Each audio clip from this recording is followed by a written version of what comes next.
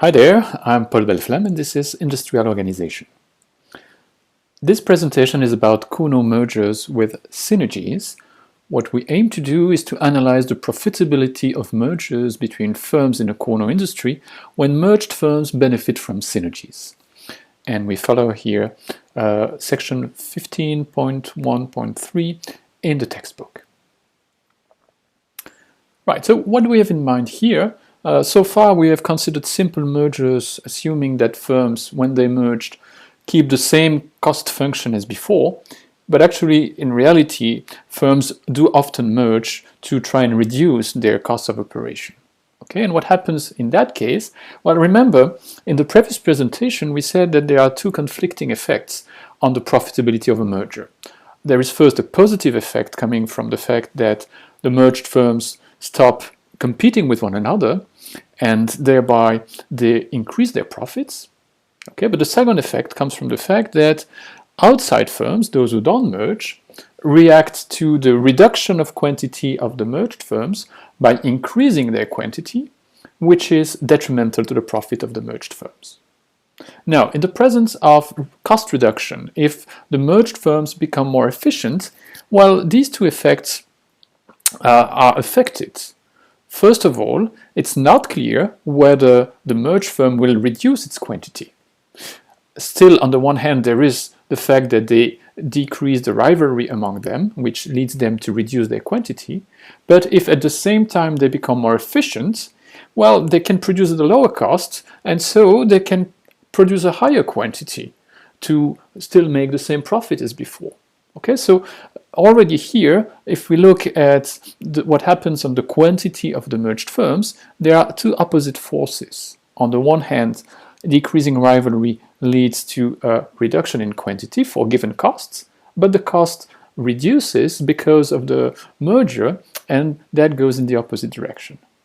Okay, so it's not clear whether the merged entity will reduce its quantity, but certainly it will reduce it less than in the case where there would be no reduction in costs. And so the reaction of the outsiders depends on that. Okay, we know in Cournot industry that other firms react in the opposite direction. So if the quantity of one firm decreases, the quantity of the reacting firms increases. But here, the outsiders, they may actually increase their quantity if the merged firm decreases its quantity, which would completely reverse the conclusion we had before, meaning that because of synergies, mergers between Cournot competitors could become profitable. Okay, so this is what we want to show, that more mergers should become profitable in the presence of efficiency gains. Now, there are two ways we can think of efficiency gains. It could be that there are scale economies. That would be the case where firms have increasing returns to scale, and when they merge, well, actually they put their capacity together, which would allow them to reduce their marginal cost of production. Okay, we don't cover this case here. We focus on another one where there are synergies, which I will describe in the next slide. Okay, so we keep the same model as before. There are n firms in the industry, k of them may merge, and all firms face this linear demand, P of Q is equal to A minus Q. Okay, as in the previous presentation, we assume that before the merger, all firms have the same constant marginal cost C, but now the difference with what we did before is to assume that the merger leads to a reduction in the marginal cost of the merged firms from C, the cost before the merger, to a lower cost C minus X, X being positive and lower than C. Okay, so what we assumed so far was X equal to 0. The merged firm was supposed to keep the same cost as the separate firms before. But in many situations, it's possible for the merged entity to reduce its cost of production, and this is what we model here. And so we just redo the previous analysis under these new assumptions. What we will show is that the mergers between Cournot competitors that do not result in a highly concentrated market are only profitable if they entail sufficiently large synergies. Okay, so when there was no synergy, that was the previous presentation, we said that mergers between Cournot competitors had to result in a very concentrated market. Remember this 80% rule, 80% of the firms in the industry had to merge for this merger to be profitable. Okay. Now what we will show here is that Cournot mergers may become profitable even in less concentrated markets, or resulting in less concentrated markets, provided that there is a sufficient reduction in cost that the merger entails.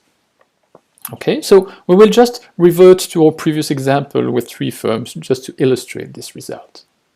Okay, so as before, we suppose that firms 1 and 2 consider merging, and firm 3, there are 3 firms in the industry, firm 3 remain independent.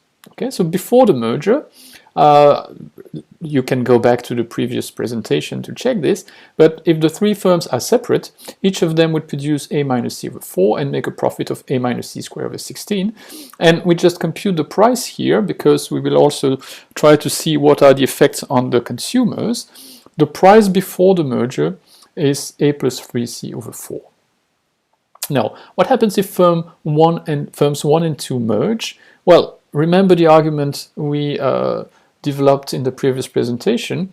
The reaction function of firm 3 is as before the merger, I mean, and the reaction function of the new entity, which I call 1, 2, is different, not only because there is the internalization of the previous rivalry, but also, and this is new here, because the cost of production is lower than before. So instead of a minus c, we have a minus c minus x, so 2 minus makes plus here.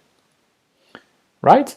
Now, if you compute the Nash equilibrium, so if you look at the intersection between the 2 reaction functions, this is what you find. And I advise you to check these computations yourself. This will be the quantity produced by the new merged entity, and this is the corresponding equilibrium profit. Okay?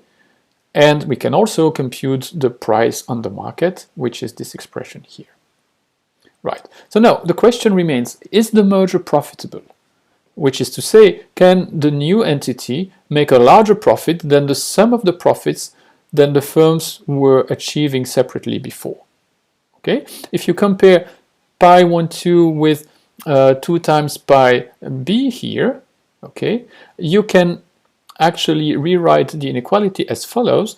X, which remember is the reduction in costs due to the merger, so that's the level of synergies. If you divide this by a minus c, which can be seen as a measure of the size of the market, a, remember, is the largest price that consumers are willing to pay, and c is the marginal cost before the merger. So if this ratio is larger than 0.24, well, we have that the merger is profitable. Okay, so the level of synergy as a percentage of the size of the market must be large enough, larger than this threshold here, for the merger to be profitable. Okay, now just to relate with the previous presentation, where we were assuming that x was equal to 0, there was no synergy. Well, clearly, if x is equal to 0, this inequality is not satisfied. So this is the conclusion we had before. With no synergy, the merger between 2 firms in a 3 firms industry is not profitable. And we can now extend this conclusion to low level of synergies. Okay, so if x is lower than 0.24, then still the merger is not profitable. Okay, so this is the result as we can illustrate it in an industry with 3 firms. Now let us note also that it's possible that consumers would benefit from the merger. Okay, so they may pay a lower price after the merger than before if, again, we can express this condition if the level of synergy as a percentage of the size of the market is larger than 1/4. Okay, and you can check that if this condition is satisfied on the prices, it also means that the consumer surplus is larger after the merger than before the merger. Okay, and so a competition authority that would actually clear mergers or reject them based on a criterion of the consumer surplus, well, this authority would clear the merger, would accept it, if this condition here is satisfied. Okay, so we will come back to this in a minute. But let us note for now that the two thresholds are different. The threshold to make the merger profitable or desirable for consumers, 1/4, is larger than the threshold that makes the merger profitable for the firms themselves. Okay? Right, so if we go back to the graph we made last time, remember, this is where this is the graph we showed, where the key point was that the reaction function of the merged entity, Q12 of Q3, is everywhere on the left of the sum of the reaction functions of the separate firms, okay? Which illustrates the fact that the merged entity is producing a lower quantity after internalizing the previous rivalry. Okay, and this is also why we could say that because of the reaction of the other firms, which is to increase their quantity, well, the other firms here is just firm 3, but we see that firm 3 would move on the left on its reaction function to increase its quantity, and that was the reason why the merger was not profitable. Now, let us introduce on this graph the synergies. Okay, the cost of the merged entity becomes lower after the merger. So what does that mean in terms of reaction functions? Well, it means that this merged entity is now able to produce more for any quantity of firm 3, which is to say that its reaction function is moving to the right. Okay, so we've drawn this here in such a way that after all, if you compare the reaction function after and before the merger, well, the reaction function of the merged entity, at least in this zone, is still below or on the left of the sum of the reaction functions of the two separate entities. Okay, but if the reduction in cost, if the synergies were higher, this dotted line here would move even further to the right.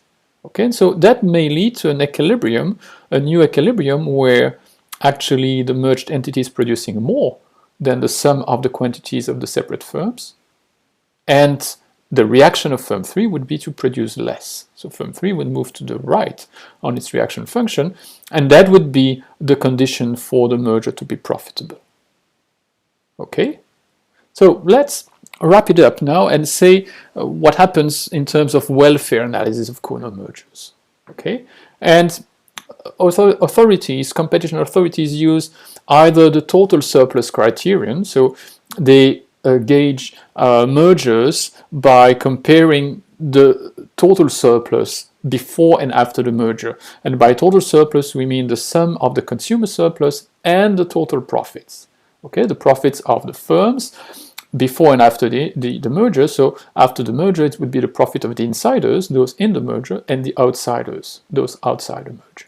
Okay, and the merger would be cleared, accepted, if there is an increase in total surplus. Okay, so if the change in total surplus is positive, and the change in total surplus is the sum of the change in consumer surplus, in the profit of the insiders, and the change in the profit of the outsiders. Now, some competition authorities sometimes take a more restrictive criterion, which is the criterion based only on the consumer surplus. Okay, so then in that case, a merger would be clear only if there is an increase in the consumer surplus. Okay, but whatever the criterion which is taken, we have these two effects working in opposite direction.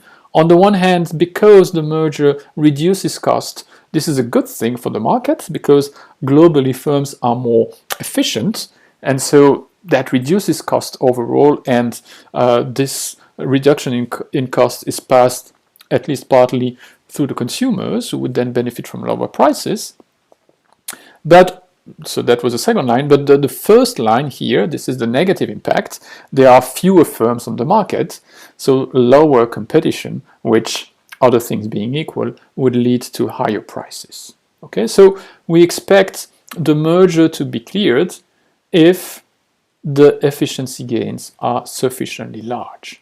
Okay, and basically this is what firms wanting to merge will actually argue in front of the competition authority. Okay, they will say, well, look, if we merge, we can show, or we are relatively confident that this will reduce our cost by so much, and so the merger should be cleared because it will be globally more efficient. It will lead to an increase in the total surplus. Okay, so this is why this is called the efficiency defense.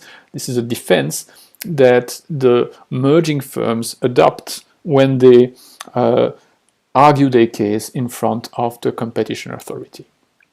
Now, if we relate this to our previous analysis, there is, I would say, unfortunately, situations where mergers would be presented to the competition authority because firms find it profitable, but the competition authority would have to reject them because these mergers are not desirable from a total surplus point of view. Okay, so we can just use the previous example to explain that or to illustrate this.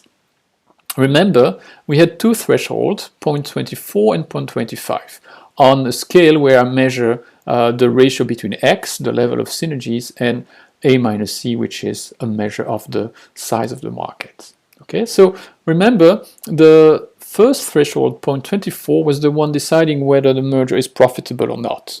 Okay, and so if synergies are large enough, so larger than this threshold, then firms would find it profitable to merge, otherwise they would not. Now, from the consumer's point of view, so here let's take the consumer surplus criterion, what we computed is that for the merger to be desirable, so to decrease the price and increase consumer surplus, the ratio x over A minus C should be larger than 1/4. Okay, so on the left, when x is lower than that, the merger would be deemed non-desirable by the competition authority.